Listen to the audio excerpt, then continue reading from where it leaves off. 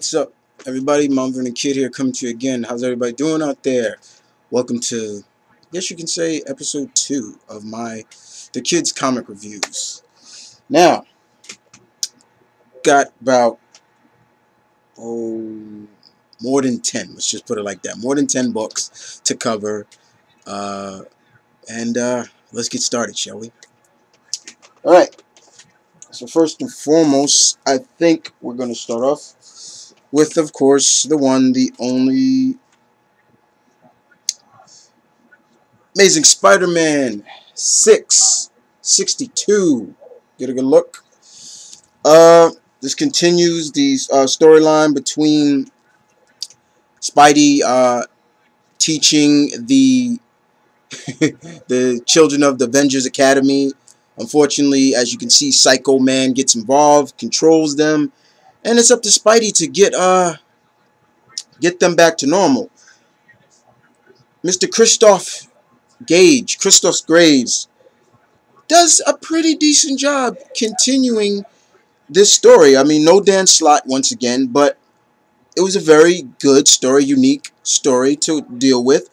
What really sold me on this is how good Peter, even many of us many Spidey fans have been saying, as much as it was great to see they wrote that into this book, was Peter was actually saying how, I can't believe how much I miss or relied on my spider sense. If everybody doesn't know, Peter's spider sense is gone right now. He lost that in a few issues back, but hopefully he'll get it back. But he says it in this book, and I was like, yeah, it's good that he mentioned that. But this was actually good. Gage does a really good job with this, without Dan Slott on board. But can't wait to next issue, because 663 brings back Anti-Venom, if I'm not mistaken. So, Amazing Spider-Man was good. Okay. Captain America 618. This is still the story arc of Gulag, Part 3. As everybody knows, Bucky is in a Russian prison, or Gulag, for crimes that he committed as Winter Soldier. And Steve, Sharon Carter, Black Widow, they want to know why. What's up?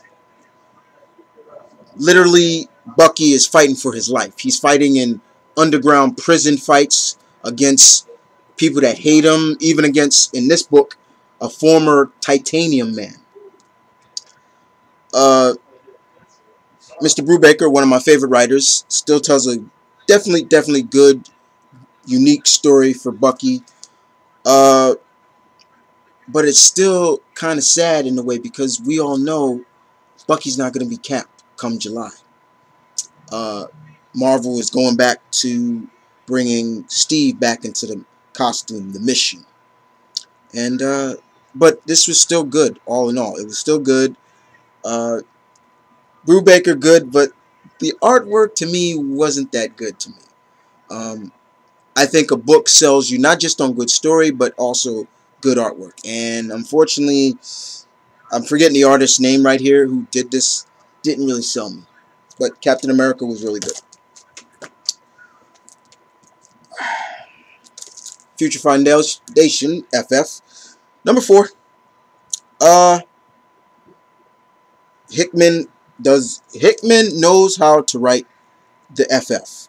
Let's just put it like that. That's all I need to say. Hickman does a great job with the FF. And right now, we're still in this story arc between, for all those that are not reading FF, there are other versions of Reed Richards, and they are not the good guys. That's all you need to know. But Hickman does a good job writing. It was really good, that because it wasn't just focused on the matter at hand, the main story, but we saw side stories and this and that. Sue and Pete getting along, you know, talking more, things like that. It's good stuff. I love the monologue, the interaction that Pete and Sue were having with each other, especially when he was talking about, aren't you afraid of Doom and Diablo and Mad Thinker and the Wizard and everybody up there, and she just said no because they're all afraid of me. I was like, that's so that's good stuff right there. But FF, good book. Okay, The Incredible Hulks 629. This continues now. This is officially the countdown for the departure of Greg Pak from the Incredible Hulks book. Greg Pak, Mr. Pak, has been on this book for 5 years now, I think, and it really turned around for Hulk after Greg Pak did a little story known as Planet Hulk. But this, as you can see, the cover.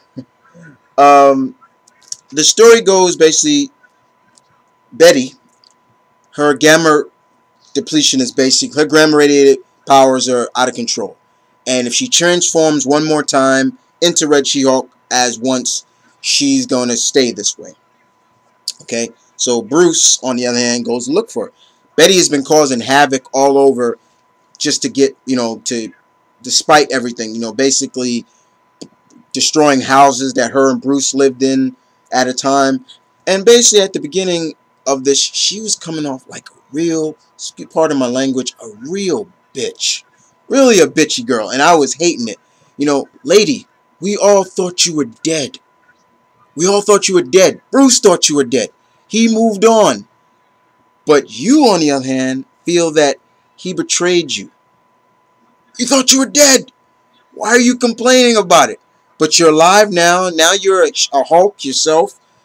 But other than that, the story was good. It was really good at best.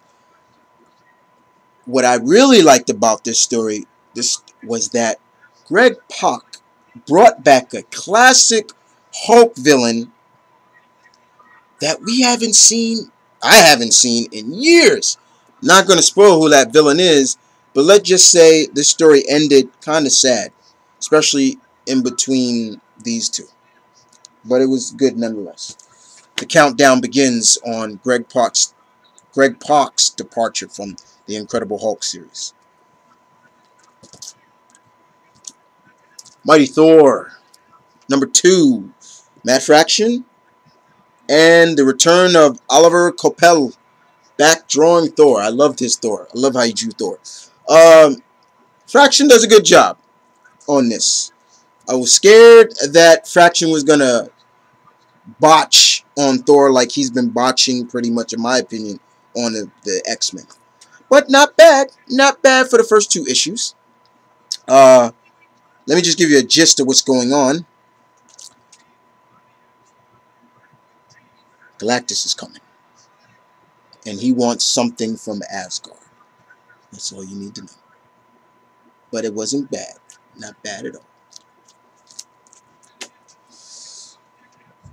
The finale to the all-new, all-different Power Man and Iron Fist. 5 out of 5. Fred Van Lent does a good job with this. Very good job. I was very, very impressed. For 5 issues, this was good. Really good. I like this team up, people. I like the fact that they gave Power Man, the new Power Man, and Iron Fist another shot. The way this ended with, okay, we might get a new ongoing series of Power Man and Iron Fist. Victor Alvarez and Daniel Rad. My favorite part in this was seeing Danny beat the living shit, excuse my language, out of some Aryan Brotherhoods. The Aryan Brother Nation in prison. He was in a prison, and the warden, sicked all these Aryan Brotherhood members on Danny. Danny took them out, no problem. Loved it. That was my favorite panel in this book. But it was good. It ended a way of saying, like, don't be surprised, we might see an ongoing series. So, it was good. Very good. Secret Avengers Number 13. Uh, okay, let's get this out the way. Ed Brubaker is not on the book. We have Nick Spencer writing and Scott Eaton drawing. Scott Eaton's artwork is not that bad. I hear a lot of people talk about Scott Eaton. I don't like his artwork. It's not that bad. It's not close to Deodato, who I love, one of my favorites. But it wasn't that bad.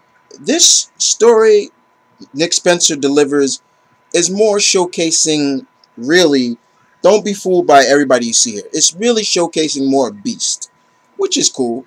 Beast and an old friend of his during when Sin uh, basically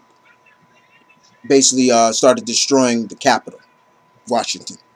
Uh, but we also see War Machine and Ant-Man involved in this, but it's more about Beast. Without Brubaker on here, I gotta say, for Nick Spencer's first time, it wasn't that bad. It wasn't that bad. I wasn't disappointed at all, but I'm gonna miss Brubaker on this book. But I'm still gonna see. We'll just have to see how maybe, I don't know if Nick Spencer is a part of it for good. He's gonna take over, or they're gonna be always guest writers on it. But oh no, it wasn't that bad. It wasn't that bad, people. Not that bad at all.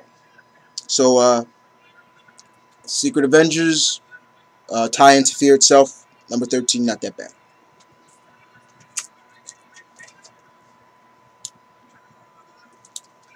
Okay, Spider-Girl, number 7, Paul Tobin does a great job on this. Spidey guest stars in this book with Ayana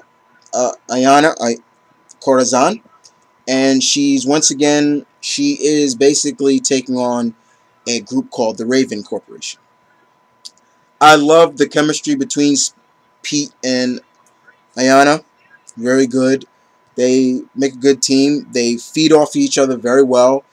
Uh, this was good. It wasn't that bad.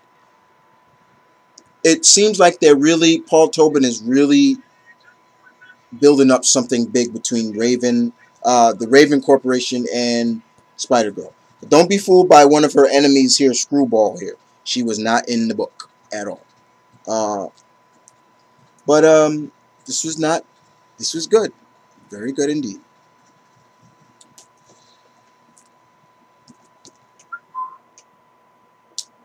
Venom. We Are Venom, number 3. Uh, Tom Fowler does the artwork, and Nick Remender basically writes this book. Uh, let's just put it like this. Flash has lost control of the symbiote.